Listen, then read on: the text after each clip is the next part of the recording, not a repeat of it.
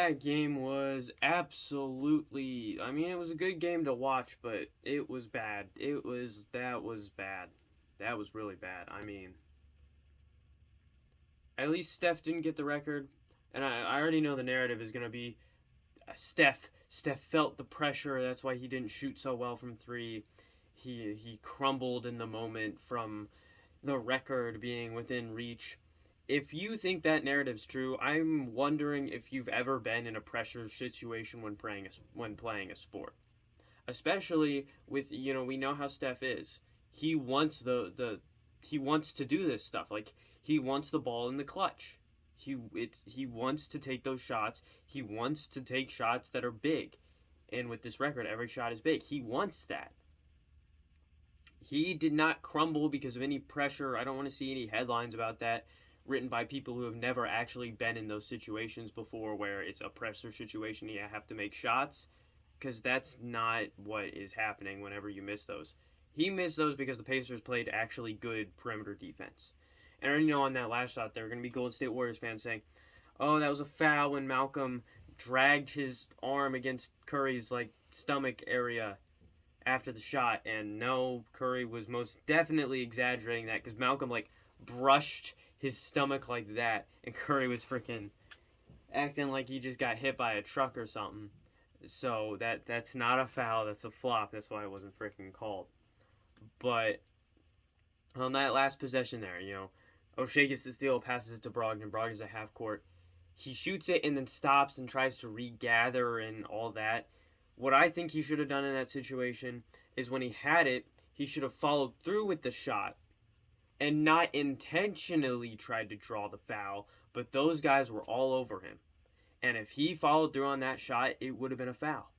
So all he had to do was just follow through on that first shot, and he's fouled, go to the free throw line, tie it, and we go to overtime, and who knows.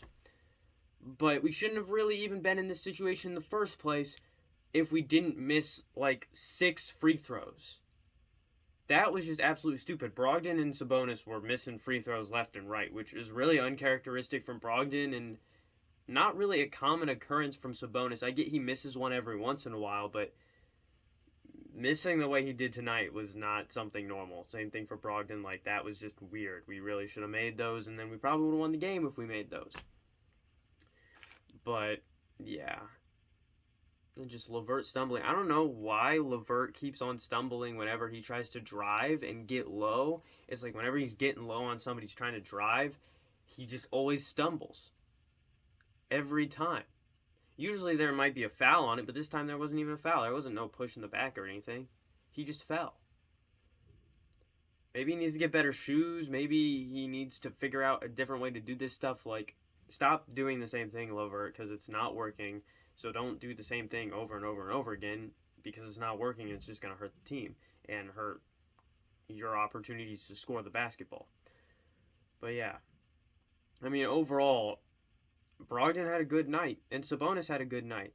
Miles could have shot better from 3, but other than that, defensively, he was good. LeVert, offensively, way better than he was before this stretch of games. It was a continuation of when this winning streak started. He's just making shots that he normally makes, and he's playing his style of basketball. It's just in the end there, it didn't really translate. O'Shea, I'm glad he's getting minutes. He should definitely be one of the first guys off the bench. His hustle is unrivaled. The only guy that has as much hustle as him is TJ McConnell. The dude's just a freaking beast. And he definitely deserves all the minutes he gets. Jeremy Lamb, I wish he could have made a few more shots. Brad Wanamaker, please quit basketball. Missing Duarte. He was a starter, but Duarte, he almost made a few shots that would have been really nice, but he didn't make them, so it counts towards nothing, and it means nothing. Yeah, it's just... It was a rough game for him, and I hope he can come back from it and play well next game, which is it's either on Wednesday or Thursday. So hopefully he can come back and play well then. who knows? Who freaking knows at this point with this team? Yeah. It's just we definitely should have won this one. We had a really good opportunity to win this one. And we didn't. Before I sign off, just a little fun statistic here that I saw is if you take Steph Curry's career 3-point attempts, which is I think is like 8.7, and put that for Reggie Miller's career 3-point attempts, if Reggie's percentages stay the same, his 3-point percentage stays the same, he makes about 4,900 3-pointers. Curry is at 2,900 and he's trying to get the record. He would have blown everyone out of the water if he played in today's NBA. And even if his percentages go down a little bit, he's still probably a good 1,000 or 500 above what Steph Curry's at right now. Like, when I tell people that Reggie would have had way more made 3-pointers if he played in today's era, and everyone looks at me like I'm crazy, here are the statistics. You can go look at them for yourselves. Reggie would have made so many more 3-pointers if he played in today's era. And it's like, here, put it into perspective for how the game has changed. You know how in the NFL, running backs you don't have as many franchise running backs. Like back in the 90s, 80s, 70s, and before that, the running back was the main guy. You know, you had tons of franchise running backs. You still had franchise quarterbacks, but you had tons of franchise running backs, and they were the guys that led your team and stuff like that. And nowadays, there's only like 1 or 2 of those type of players. Like Jonathan Taylor and Derrick Henry are really the only franchise running backs left in the NFL. It's that type of thing with 3-pointers. Back in the day for the NBA with 3-pointers, they did not take as many. It was discouraged. They were not like taught to do that. And then today's NBA, you are definitely way more encouraged to shoot threes. So if Reggie played in today's NBA, just give him a few extra 3-point attempts a game, and he's freaking off to the races with the record books.